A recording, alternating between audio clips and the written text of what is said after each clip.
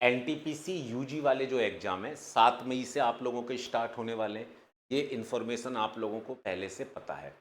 इस वीडियो में मैं आप लोगों को कोई नई इन्फॉर्मेशन देने नहीं आया हूँ। ये एक बेस्ट विशेज वाली, बेस्ट ऑफ लक वाली वीडियो आप लोगों के लिए है कि मैं आप लोगों के लिए दुआ करूँ कि आप लोगों का एग्ज़ाम बहुत अच्छा जाए और कुछ टिप्स आप लोगों को दे दूँ कि जिससे जो एग्ज़ाम आप लोग देने जा रहे हो, उस एग्ज़ाम में आप लोग गलती ना करें।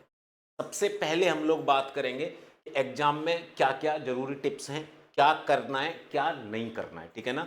और इस बार कॉम्पिटिशन ज़्यादा किस तरीके से रहने वाला है, कितने मार्क्स ज़रूरी हैं, इस टॉपिक पे मैं बात नहीं करूँगा। क्योंकि अगर मैं इस टॉपिक पे बात करने लग जाऊँगा, तो आप लोग प्रेशर में आ जाएँगे, ठीक है ना? कि भई इतने नंबर ज़रूरी हैं, तो हम लोगों को हमारी तैयारी कहीं कम तो नहीं रह गई है, हमारा सिलेक्शन होगा, नहीं होगा।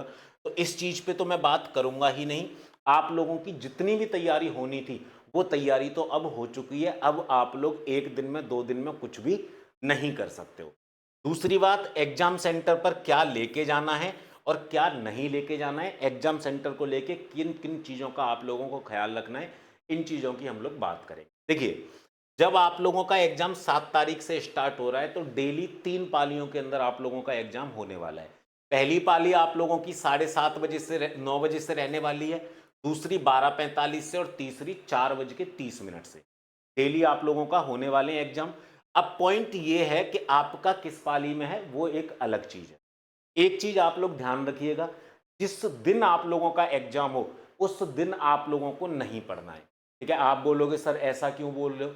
कि भैया जब आप लोग पिछले 4 5 6 महीने से पढ़ रहे हो, तो जिस दिन एग्जाम है उस दिन बिल्कुल मत पढ़ो। आराम से रिलैक्स होके आप लोग ठंडे दिमाग से एग्जाम देने जाओ। ठीक है, जितनी तैयारी होनी थी हो गई। अब आप लोग 10 12 घंटे में, 15 घंटे में कुछ भी नहीं कर सकते हो। अब मैंने बोला है पढ़ना नहीं है, इसका मतलब ये नहीं है कि आप लोग फ़ोन के अंदर लग जाएं या कुछ एक्स्ट्रा एक्टिविटी करने लग जाएं। आप लोग अपने आप को केवल और केवल शांत रखें और कुछ ना करें।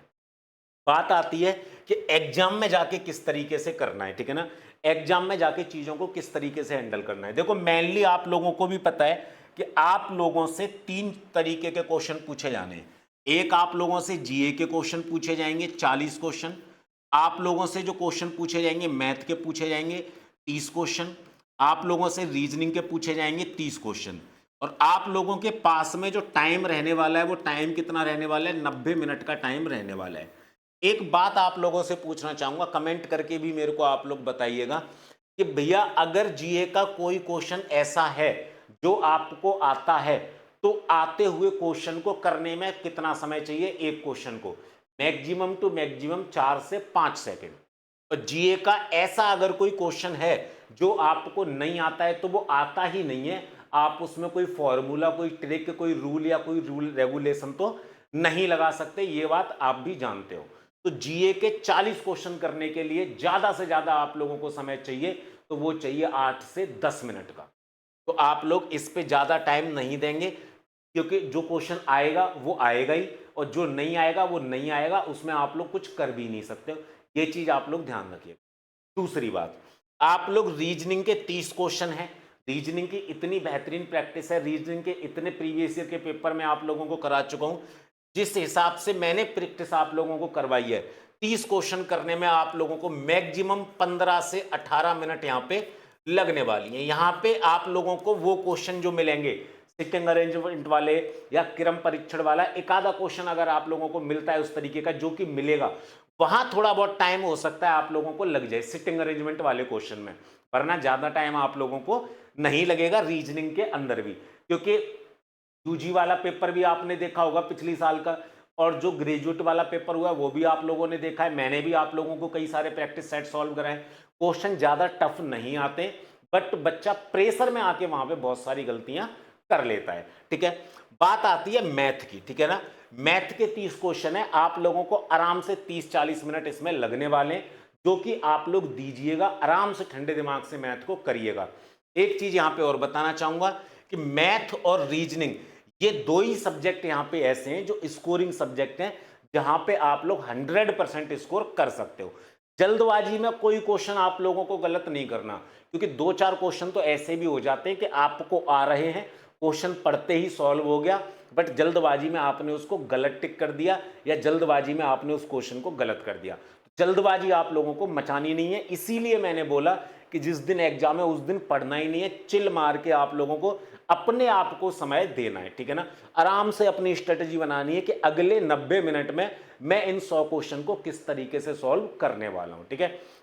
दूसरी बात, कल कुछ बच्चे मेरे को बोल रहे थे, जो बच्चे पहली बार एग्जाम देने जा रहे हैं, कि सर हम लोग क्या क्या चीज़ें वहाँ पे लेके जाएं। बेटे आपको कुछ भी अंदर ले जाने की अनुमति वहाँ पे नहीं होगी। ऑब्वियसली आप लोग 100-200 किलोमीटर ट्रैवल करेंगे, आप लोगों के पास सामान तो होगा ही होगा, ठीक है।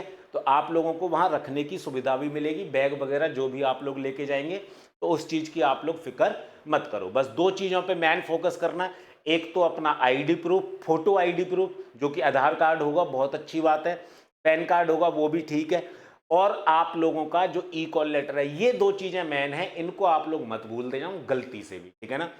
बाकी आप लोगों को देखो, आप पढ़ रहे हो, 4-5 महीने से तैयारी कर रहे हो, जो बच्चे एक आधा बार एग्जाम दे चुके हैं उनको तो टेंशन नहीं है, जिन बच्चों ने एग्जाम नहीं दिया है उनको थोड़ी सी यहाँ पे टेंशन रहने वाली है, ठीक है। बाकी कंपटीशन की बात करोगे तो भैया आप लोगों के कुल पद आपको पता है 3058 पद हैं, 63 लाख बच्चे यहाँ पे एग्जाम देने वाले हैं। मैं कह रहा हूं यहाँ पे मान लीजिए 10-15% बच्चे ऐसे भी होंगे जो एग्जाम देने आएंगे ही नहीं, ठीक है ना, एग्जाम देने आएंगे ही नहीं, वो एग्जाम को स्किप कर देंगे। तब भी आप लोग देख लीजिए आप लोगों का कंपटीशन कितने बच्चों के साथ में होने वाला है। तो आप लोग किसी भी तरीके की टेंशन मत लो, भगवान का नाम लो, जो भी तैयारी आप लोगों की होनी थी वो हो गई। अब आप लोग 10-12 घंटे के अंदर कुछ भी नहीं कर सकते हो। अब फोकस करो कि उन 90 मिनट के अंदर उन 100 क्वेश्चन को आपको किस तरीके से डील करना है। और एक चीज और मुझे बताइएगा कि आपका एग्जाम सेंटर कहां पर है और आप लोगों का किस शिफ्ट के अंदर एग्जाम है, और जब एग्जाम देकर आओ तो इसी वीडियो के अंदर कमेंट करके मुझे ये भी बताइएगा कि आप लोगों का एग्जाम कैसा जा रहा है। बाकी सारी चीज़ें अपडेट करते रहना, किसी भी तरीके की प्रॉब्लम हो मुझे कमेंट करना, मैं उसका सॉल्यूशन आप लोगों को प्रोवाइड करवा दूंगा। मैं मिलूंगा अगली किसी वीडियो में, तब तक के लिए जय हिंद, जय भारत, और बेस्ट ऑफ लक आप लोगों के एग्जाम के लिए।